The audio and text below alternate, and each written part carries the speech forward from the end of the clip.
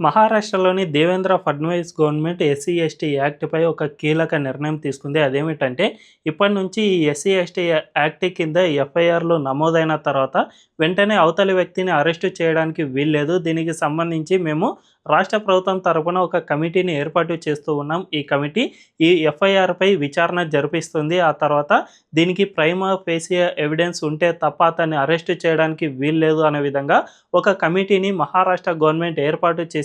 అంటే ఇకపై నుంచి ఎస్సీ ఎస్టీ అట్రాసిటీ కింద ఫేక్ కేసులు బనాయించే వాళ్లకు ఇదొక శరాఘాతంగా మారుతుంది. ఇప్పటి వరకు ఈ ఫేక్ కేసుల వల్ల చాలామంది జీవితాలు సర్వనాశనం అయిపోయాయి.